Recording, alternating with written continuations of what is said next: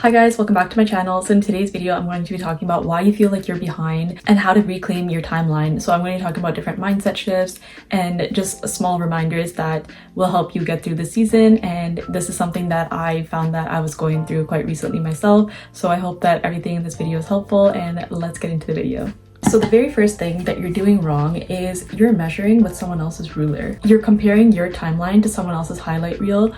So for example, if you see someone post on Instagram or TikTok that they hit a certain milestone, or even LinkedIn, thinking to yourself, oh, like we both graduate at the same time, why is this person getting promoted? You have to remember that everyone has different starting points, we all have different struggles, we all have access to different resources, and also not everyone's priorities are the same. Maybe you had different obligations while you were going through school, maybe you had to get a part-time job on the side. You really can't compare your journey to anyone else's. The next thing is that you've internalized arbitrary deadlines.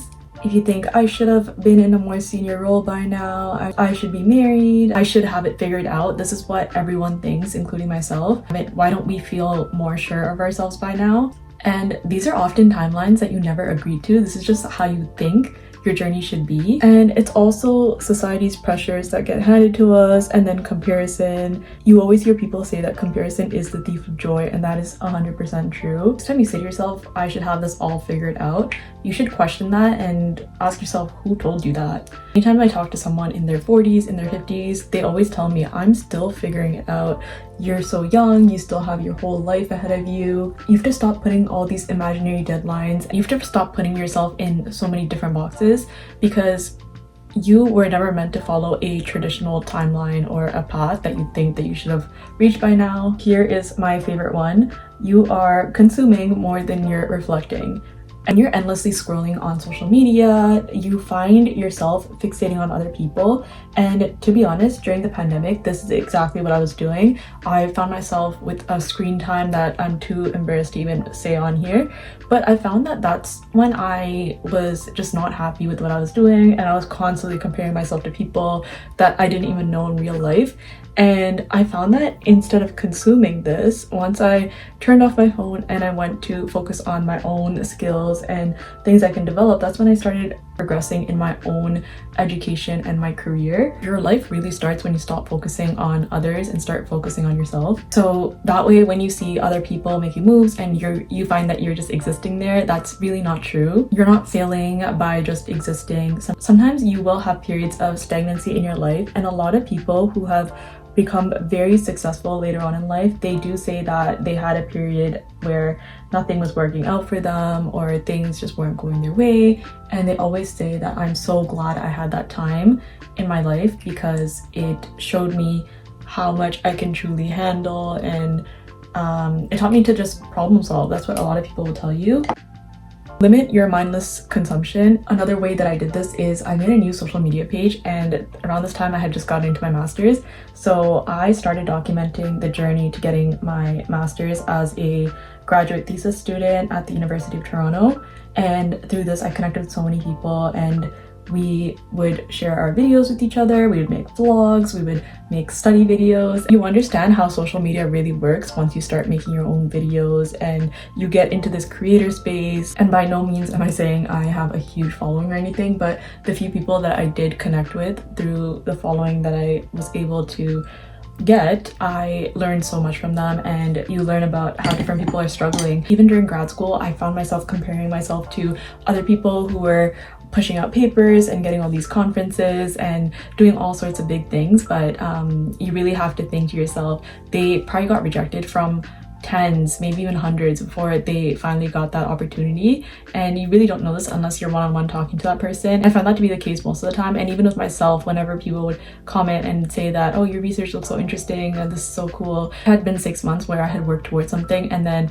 I had to scrap the whole thing completely. And I remember being so devastated by this. So for 2 weeks I couldn't even think about my research, and that's something that I could have never shown on social media. I did talk about it on my stories a little bit, but you really don't understand how much something affects someone unless you are that person. So you also might be feeling this way because you don't have any clear markers of success. So let me explain. That might mean you don't feel behind, you feel lost, and there is a big difference. That just means that you haven't defined what success feels like to you, so you compare yourself to something that you don't even know. And this could be because you haven't defined what success looks like to you, so you assume you're failing. Instead of that, start creating your own metrics. Tell yourself, I want to feel fulfilled, I want to feel aligned, I want to be creative in my next job, instead of saying I want XYZ in my next role. So you really have to put those markers of success. You're also just not being present in your season. If you're feeling lost, it's because you're in your building phase, and you should stop treating yourself like you're in your peak phase. And you have to remind yourself that flowers don't bloom all year. They take a while to grow, and you are just like that. I just got powder in my eye. I really love talking and doing my makeup at the same time, but I feel like this is taking me even longer. It usually only takes me like 15 minutes to do my whole makeup and get ready. This piece of advice goes for myself as well. You need to learn to love the season where you're preparing yourself. It really makes you appreciate what you earn even more once you appreciate the growing stage and all the different things that you learned along the way. And this is something else that I find myself doing, and that is just replaying everything that I regret instead of redirecting myself. And this is pretty self-explanatory. I always think, oh, I wasted so much time doing this. Like, should I have gone to a different school? Should I have moved to a different city? I always think like that. Regret is natural. If you think about it, everyone in your life regrets something. Living in that regret will keep you stuck, and it also is not good for your mental being. You need to start where your feet are and tell yourself, today is day one. Today I'm going to reinvent myself. And today is a new day filled with new possibilities and opportunities. I find that you're also just not giving yourself credit. Think about something that you went through a few years ago that you thought you would never get over, and here you are today. You end up dismissing that because you tell yourself, okay, but today I'm not where I thought I should be.